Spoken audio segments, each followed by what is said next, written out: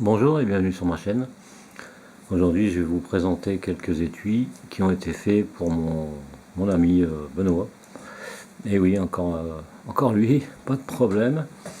Donc, comme tout le monde le sait, les outils Mora sont des outils qui sont super tranchants. Bon, c'est quand même dangereux d'avoir ça dans le sac sans protection. Donc là, ce sont les miens, hein. Là, ce qui est outils. Ce sont les miens, ils possèdent les mêmes, à part une toute petite différence que j'expliquerai tout à l'heure. Donc là, c'est le Mora 163, donc j'ai fait l'outil, l'outil plutôt l'étui, pardon, de cette manière. Donc il suffit dans ces cas-là d'écarter un peu le passant, bon c'est fixé avec un rivet, et puis de sortir l'outil. Donc c'est un outil double tranchant en fait, ça. Comme on peut voir, c'est tranchant d'un côté, tranchant de l'autre, et c'est même tranchant sur cette partie-là.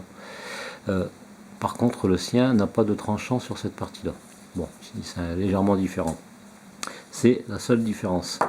Donc voilà pour ce qui est de l'étui. Hein, c'est fait en cuir tannage végétal, c'est du 2,5. Là, il y a ses initiales, hein, je les ai mis comme ça exprès. Comme ça se voit quand il ouvre. Et le logo il est derrière, hein, on peut bouger. Bon, c'est pas grave, j'aurais dû le mettre un peu plus loin, mais c'était pas évident. Je voulais garder quand même quelque chose assez sobre. J'allais pas dire cacher le logo, mais bon, presque. Hein. Bon, c'est comme ça, c'est prévu pour. Hein. Donc ici, c'est le Mora 164. Alors là, j'ai fait quelque chose d'un peu différent. Bon, c'est un couteau croche, ça dit bien ce que ça dit, croche et crochu. La différence avec le mien, qui est lui, bon, il y a un seul tranchant, celui-là, il est pointu, alors que le sien, il y a un petit plat sur peut-être 8 mm. C'est plat au lieu d'être pointu. Pourquoi? C'est les nouveaux modèles, je ne sais pas. Donc il fallait absolument ce genre d'étui pour... J'ai fait exprès parce que, en fait, la partie qui est là, parce qu'il y a le martyr et il y a aussi cette partie-là. Cette partie, elle fait... elle part sur à peu près 5 mm. Ça revient sur l'intérieur et ça fait un genre de L, quoi, on va dire. Si on le prend comme ça fait un genre de L avec un petit rebord ici, de façon à ce que la pointe ou la partie, lui c'est plutôt plat, vienne se coincer. Bon, c'est pas toujours très évident. En plus, là je suis derrière la caméra donc je vois pas trop bien ce que je fais, mais il suffit de le passer derrière et de glisser dedans. Voilà, de toute façon ce n'est qu'une protection. Voilà. Et une fois que c'est mis, la pointe elle est bloquée avec cette petite partie qui est en L, et donc ça permet de sécuriser l'ensemble, parce qu'il faut quand même sécuriser. Voilà, là j'ai mis un bouton de colle, alors que là il y a une pression. Donc là ça tient, il n'y a pas de souci, ça ne peut pas s'ouvrir. Et ça dans le sac à dos ou autre, on risque pas de se blesser avec, tout simplement. Ensuite j'ai fait, parce que j'avais déjà présenté cet étui que j'avais fait pour moi, j'en avais fait un pour mon pote Fred, identique à celui-là bien évidemment. Donc là c'est mon couteau, c'est le Mora 120, donc là c'est différent. Je le retire, voilà, je peux le remettre dedans et on voit que c'est pas tout à fait pareil. Et il est un peu plus long parce que là, au lieu de le prendre à ras comme on le voit ici, ça monte un peu plus haut. Voilà. Et au lieu d'avoir une seule patte et d'avoir la pression sur le bout du manche comme j'avais mis, parce qu'il y a encore le trou, je la remettrai parce que c'est mon couteau. Et voilà, ça fonctionnait comme ça. C'était aussi bien. Mais j'avais peur que si ça s'enlève, que le couteau tombe. Donc j'ai dit je vais améliorer le système que j'ai fait. Donc en l'occurrence, je vais poser ça parce que c'est coupant.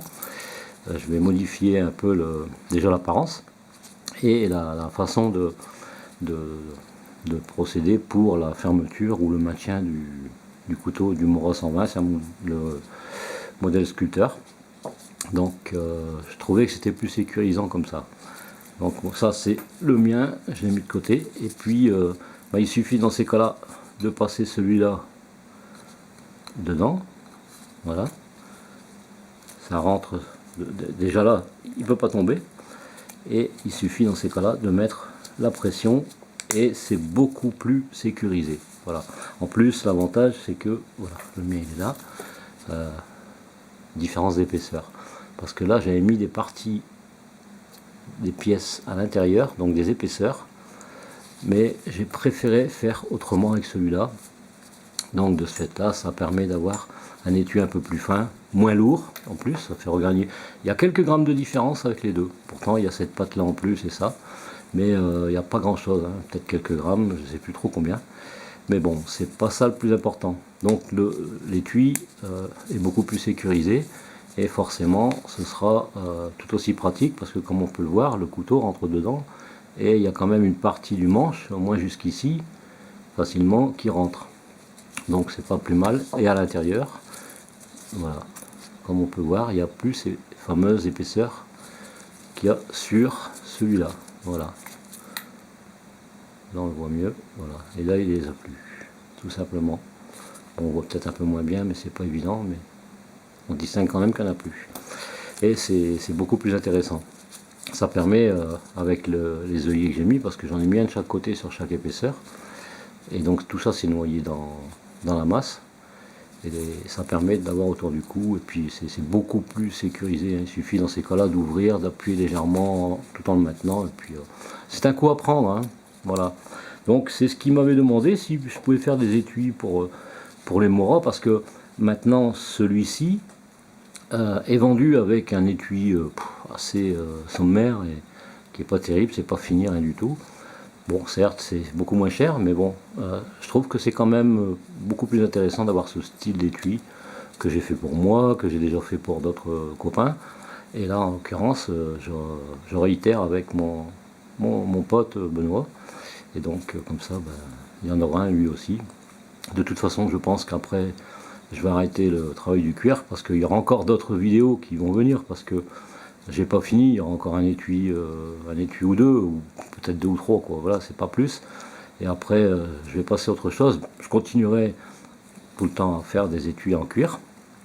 Mais bon, ce sera juste pour ma famille, pour moi, des amis proches, parce que bon, j'ai quand même pas mal d'autres choses à faire, et puis je voudrais quand même pouvoir les faire, tout simplement. Je peux pas passer toute ma vie à faire ça, mais je continuerai. Et puis il faut savoir qu'il y a encore au moins une bonne trentaine de vidéos derrière qui n'ont pas été mises en ligne, et ce sera certainement pour, tout au moins pour certains, pour leur plus grand plaisir de les voir quand je les mettrai en ligne, bien évidemment. Donc voilà, c'est ce que je voulais présenter. Et juste un petit dernier, parce qu'il a une tarière qui fait 22 cm et demi de long, donc à peu près ça va faire ça, en 20 mm. Donc là j'ai mesuré par sécurité, mais je peux remontrer comme quoi c'est la vérité. C'est que là sur l'intérieur on a 22.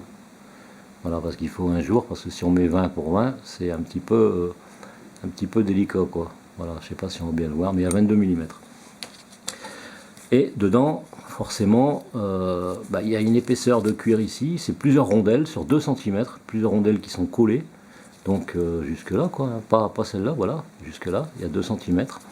Et la première est percée à, je pense, 8 mm, après j'ai fait 6, je crois, après j'ai fait 5, 4, 3, enfin voilà. Pour dire d'avoir, parce que j'ai retaillé après le trou, après avoir collé toutes les rondelles, j'ai retravaillé avec un cutter, et j'ai même mis une mèche, une fraise, quoi, conique, et je l'ai tourné à la main de façon à user un peu le cuir à l'intérieur, et après je l'ai lissé, fini, de façon à ce que ces pièces collées, quand on voit le trou, ça fait un cône, et c'est dans lequel la tarière va se mettre, parce que sur la tarière il y a un petit filetage au bout. Voilà, il faut pouvoir le mettre dedans, parce que c'est ça qui risque de percer. Si j'avais fait un étui tout à fait simple, plat, ça aurait percé, ça peut faire des trous dans le sac, ce n'est pas évident, et je voulais faire quelque chose de beaucoup plus sympa. Donc voilà, avec les initiales. Et là, pour la fermeture, parce que bon, c'est vrai que je peux montrer l'autre côté, parce que je l'ai cousu, voilà, c'est cousu là et ça sort là. Donc ça part un peu en biais. Ceux qui travaillent le cuir sauront comment ça fonctionne. Donc voilà, et ici la couture tout le long. Et là, les deux pattes, en fait, parce que qui peut le plus peut le moins, on dit. Donc si il veut pas mettre la tarière de 20 mm et qu'il en achète une qui fait 18, déjà d'une elle va rentrer. Et si toutefois elle est plus longue que la tarière de 20 mm, Si j'avais fait une pâte avec des pressions, ça n'aurait pas été. Alors l'idée c'est que j'ai voulu faire deux pâtes, une d'un côté, une de l'autre, avec des rivets d'un côté, des œillets de l'autre. Et en fait, il suffira de passer une paracorde par ici, faire un nœud à l'extérieur, de l'autre côté pareil, donc deux morceaux de paracorde, et après il y aura jusqu'à le passer dans l'anneau, parce que la tarière, il y a un anneau dans lequel on peut mettre un bois, un truc comme ça pour tourner, quoi. Et il suffira de passer la paracorde, ou soit par-dessus, ou soit par le trou, et ça va tenir, et ça va être impeccable, quoi. Il vaut mieux partir sur quelque chose de plus simple et qui va fonctionner avec d'autres tarières, parce qu'une petite tarière de 22 cm et demi, si on la perd et qu'on ne retrouve pas la même longueur, si on en achète une plus longue, forcément les pâtes avec la pression, si elles ont été étudiées pour cette tarière de 22,5, les pâtes ne fonctionneront pas je commence à bégayer, pour une tarière qui sera plus longue, bien évidemment. Donc il vaut mieux opter pour un morceau de paracorde, enfin deux, un de chaque côté avec un nœud.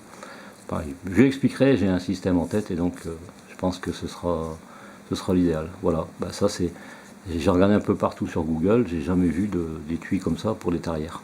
C'est vraiment du luxe, voilà. Mais c'est sûr qu'il aime bien mon travail, et puis il voulait absolument que je lui fasse ça, quoi. Voilà, donc ça c'est présenté.